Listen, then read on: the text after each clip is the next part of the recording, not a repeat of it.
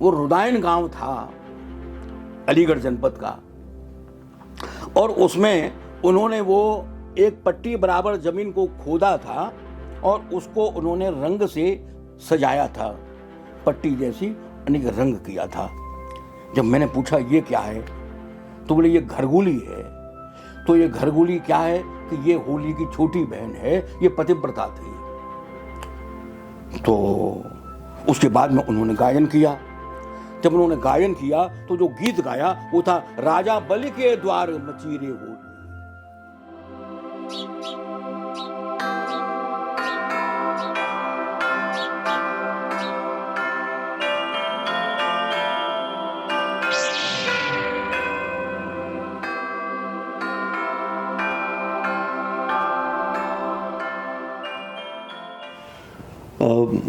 मित्रों, आप मेरा ये पीछे का पूरा परिवेश देख के समझ ही गए होंगे कि मैं पानीपत में आचार्य श्री डॉक्टर राजेंद्र रंजन चतुर्वेदी जी के पास हूँ।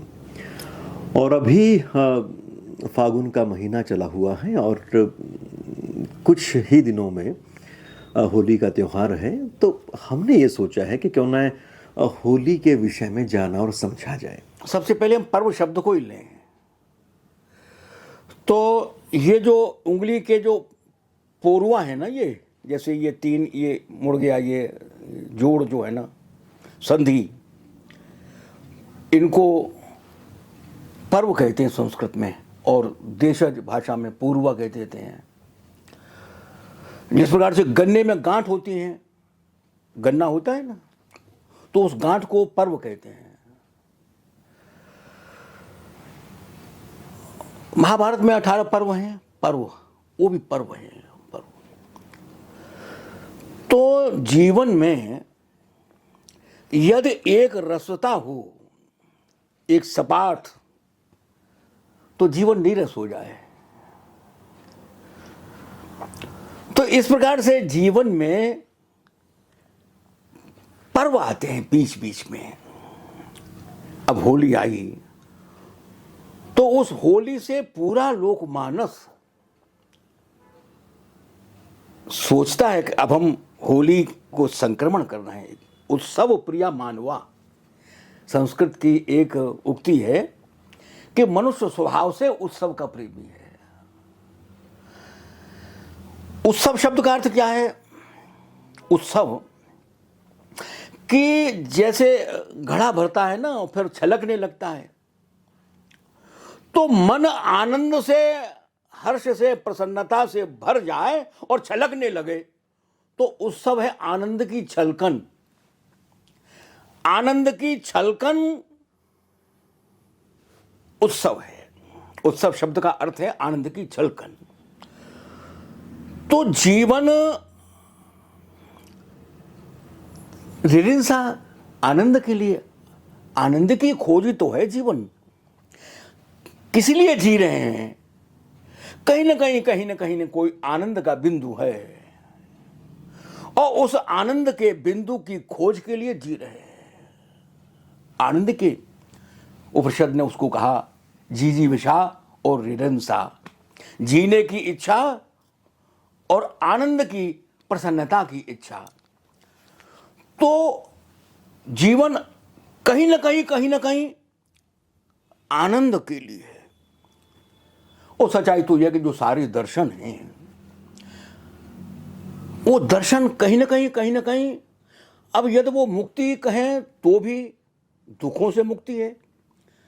बुद्ध ने उसे निर्वाण कहा, दुख से आत्यंतिक निवृत्ति।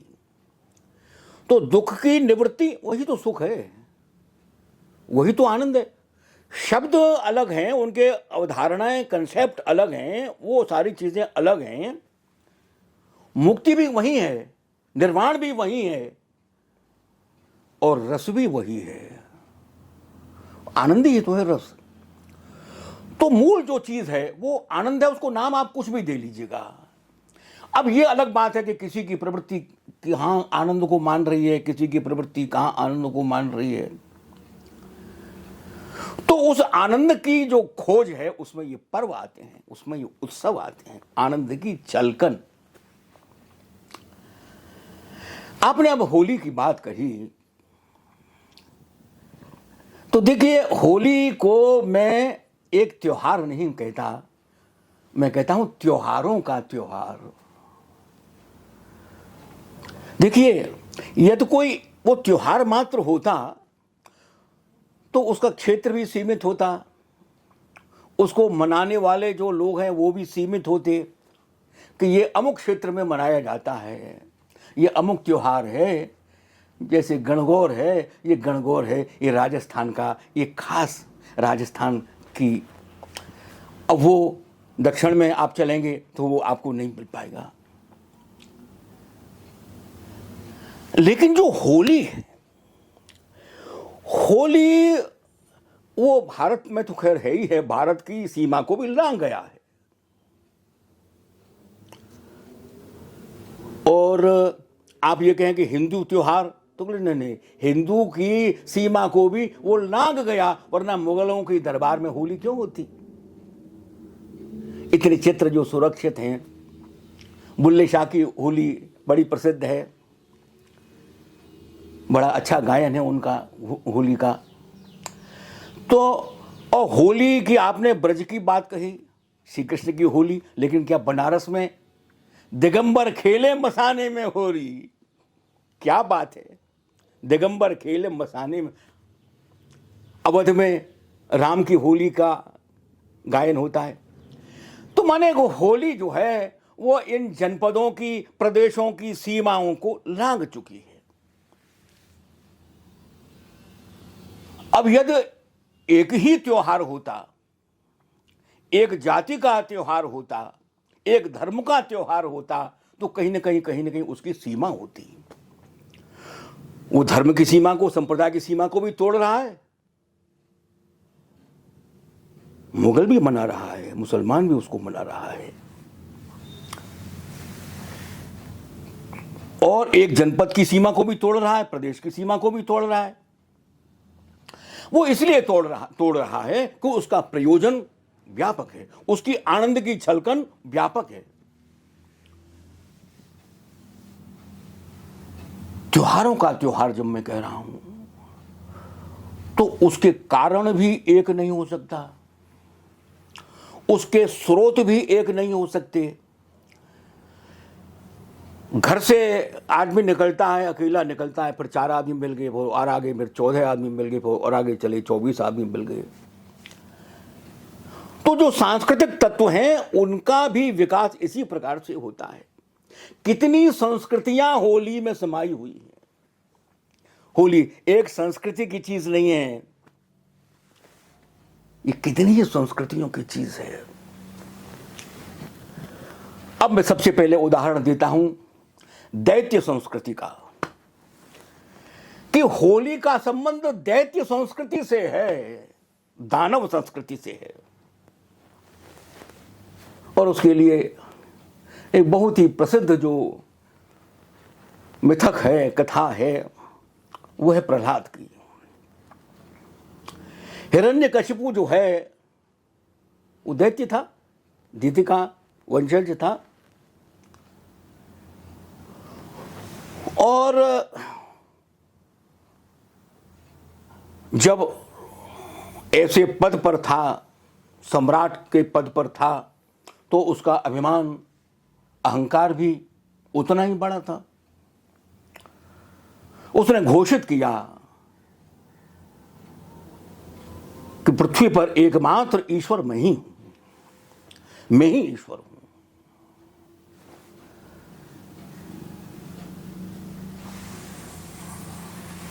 तो उसने जो अध्यापक जो रख छोड़े थे, वे जब पढ़ाते थे तो वे यही पढ़ाते थे कि एकमात्र हिरण्यकशिपु ही ईश्वर है और किसी ईश्वर की कोई अस्तित्व नहीं। उसकी पत्नी थी कयाधु, और जब वो कभी गर्भ में थी तो किसी समय नारद ने उनको उपदेश किया था। नारद एक बड़ा महत्वपूर्ण पात्र है मिथक शास्त्र का, और नारद वह पात्र है जो हमेशा समष्टि हित की बात कहता है। उसको एक ही चिंता है जीवन भर प्रभु संसार में लोग दुखी हैं, ये उनका दुख नाश कैसे होगा? वो अपनी चिंता नहीं कर रहा है। यदि एक सूत्र में ही हम नारद के चरित्र की बात कहना चाहें, यूं तो नारद की कहां तक बखान करें। नारद बहुत बड़ा, जो कई युगों की अतिक्रम कर रहा है, उसकी जो अवधारणा है। लेकिन मुख्य बात यही है कि वो समष्टि हित की बात करता है, सर्वहित की बात करता है, सर्वहित की बात करता है। और अहंकार सर्वहित की एक बहुत बड़ी बाधा है। जो अहंकार ग्रस्त है वो सर्व को क्या समझेगा? वो तो मैं को ही समझ रहा है, वो मैं को ही सर्व समझ रहा है। देखिए, मैं को सर्व समझना और सर्व में मैं की अनुभूति करना, ये दो अलग अलग चीजें हैं। एक समष्टि में मैं की अनुभूति कर रहा है, अब वो नारद है, और एक मैं में सर्व की अनुभूति कर रहा है, मैं ही सर्व हूं, वो हिरण्यकशिपु है। तो वह संस्कार कहीं ना कहीं वो प्रहलाद में आया, और प्रहलाद उसी समष्टि हित का प्रतिनिधित्व कर रहा है। उसके मन में समष्टि का हित है, और उसके मन में यह कि ऐसा नहीं हो सकता कि यह ईश्वर है, क्योंकि ये जो इतना विराट जो सृष्टि है, जो चंदा है, तारे हैं, सितारे हैं, सूरज हैं, पेड़ हैं, पौधे हैं, वो मेरे पिता ने बनाए हैं। ऐसा कैसे हो सकता है? मेरे पिता सूरज को नहीं बना सकता, मेरा पिता चंदा को नहीं बना सकता, सितारों को नहीं बना सकता, तो ये कैसे हो सकता है? ये ईश्वर कैसे हो सकता है? साधारण सा जो ये ज्ञान है उस बालक में मौजूद था। तो जब उसके वो अध्यापक जो कि एक तरीके से नौकरी थे हिरण्यकशिपु के, तो जब वे कक्षा में ये पढ़ाते थे कि हिरण्यकशिपु ईश्वर है, तो प्रहलाद ही अपने बच्चों के साथ, अपने सखा, अपनी मित्र मंडली में बैठ करके कहता था, ऐसा नहीं हो सकता, ये तो ईश्वर इतना विराट है, इतना विराट है, इसको हम विराट को तो हम जानते ही नहीं हैं, इतना विस्तृत है। तो वो तो देखिए, विराट के लिए एक दूसरा शब्द है विष्णु। तो आप उसे विष्णु कह लें या विराट कह लें, वो बात एक ही है। वो साकार स्वरूप आना, ये अलग बात है, ये अलग कभी चर्चा करेंगे किस प्रकार से जो एक विराट है वो उसको किस प्रकार से एक विग्रह का रूप दिया जाता है। वो भी लोक की वृत्ति है। अब ये बात जब हिरण्यकशिपु के कानों में आई कि आपकी पाठशाला में, आपके स्कूल में, आपके मदरसे में, विद्यालय में, आपके में इस प्रकार की बात है जो हमारे बिल्कुल विरुद्ध जा रही है, उन्होंने उन दोनों अध्यापकों को बुलाया और उनसे उन्होंने कहा। तो अध्यापकों ने कहा, महाराज क्षमा करें, असल बात यह है कि जो आपका बेटा है प्रहलाद जो है, वही बच्चों में इस प्रकार की बातें करता है कि हिरण्यकशिपु ईश्वर नहीं हो सकता है। हम तो यही पढ़ा रहे हैं कि हिरण्यकशिपु ही ईश्वर है, लेकिन अब हम क्या बताएं। यह बात उसके लिए, उसके अहंकार को सहन नहीं हुई, भले ही वो बेटा ही था, उसको सहन नहीं हुई।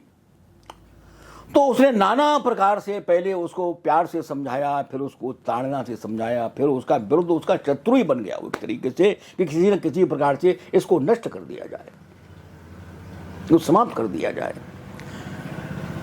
उसका भागवत में अनेक प्रकार से उसका वर्णन है कि उसने पर्वत से फेंका, यहाँ से फेंका, वो ये किया, वो किया, जल में डुबवाया। आखिर में उसकी बहन थी होलिका, उसके पास एक ऐसी मंत्रपूत चादर थी कि उस पर आग का असर नहीं होता था। तो उन्होंने से कहा कि बहन ऐसा कर, तू इसको लेकर के आग में बैठ जा, चादर पहन लेना अपनी और इसको लेकर के आग में बैठ जा तू। और तू तो चलेगी नहीं, ये जल जाएगा। तो उसने हाँ तो जरूर कर दी, लेकिन वो चादर किस प्रकार से प्रहलाद पर चली गई, प्रहलाद तो आग से बचे और होली जो है वो जल गई। अब देखिए, अब ये जो होली जल गई, एक तरीके से ये उसका बलिदान है, ये उसका सेक्रीफाइस है। रक्षा की उसने, उसके मन में करुणा थी, उसके मन में वात्सल्य था कि ये बच्चा बच जाए, करुणा थी। उसने कुछ भी कहा हो, लेकिन उसने अपने प्राण त्याग दिए उसने। अब ये होली की कहानी अलग अलग प्रांतों में है कि वो एलोजी की मंगेतर थी, या जो है घरगुली उसकी छोटी बहन थी, या ये प्रांतीय स्थितियां हैं, क्योंकि अनेक प्रांतों की जो लोक वार्ता है वो आकर के फिर चलती है, वो मिलती है, तो वो एक फिर अलग से विषय हो जाएगा। आगे चल करके इसी वंश में राजा बलि हुआ। राजा बलि भी उतना ही पराक्रमी और उतना ही प्रहलाद से भी कहीं अधिक विस्तार वाला, क्योंकि समुद्र मंथन राजा बलि के समय ही हुआ था। राजा बलि ने जो है होली की प्रतिष्ठा करने के लिए, होली की स्मृति के लिए उस उत्सव का प्रारंभ किया। अब ये बात कहने का मेरे पास क्या आधार है, आप पूछेंगे। हाँ, जरूर पूछिए, पूछना भी चाहिए। मैंने जब लोक वार्ता संग्रह के लिए जब मैंने भ्रमण किया, तो एक भ्रमण जो है वो फागुन के महीने में हो रहा था। तो फागुन के महीने में वो रुदायन गांव था अलीगढ़ जनपद का, और उसमें उन्होंने वो एक पट्टी बराबर जमीन को खोदा था और उसको उन्होंने रंग से सजाया था, पट्टी जैसी अनेक रंग किया था। जब मैंने पूछा ये क्या है, तो बोले ये घरगुली है। तो ये घरगुली क्या है कि ये होली की छोटी बहन है, ये पतिव्रता थी। तो उसके बाद में उन्होंने गायन किया। जब उन्होंने गायन किया तो जो गीत गाया वो था राजा बलि के द्वार मचीरे होली। तब तक मैं ये समझता था कि होली का संबंध राधा और कृष्ण से और गोप संस्कृति से और ब्रज से और वृंदावन से, मथुरा से है। लेकिन जब मैंने ये गीत सुना और ये गीत कई कई प्रकार से, कई कई तरीके से मेरे मन में ये बात जब आई, तो कहा नहीं, होली का जो सूत्र है, जो दैत्य संस्कृति से चल करके आया है, वो सूत्र तो राजा बलि है। क्योंकि राजा बलि का गीत गाया जाता है, राजा बलि के द्वार मचीरे होली। तो राजा बलि एक बहुत बहुत महत्वपूर्ण पात्र है। होली के स्रोत को ढूंढने के लिए दैत्य संस्कृति का, दानव संस्कृति का सूत्र हम होली में देख रहे हैं।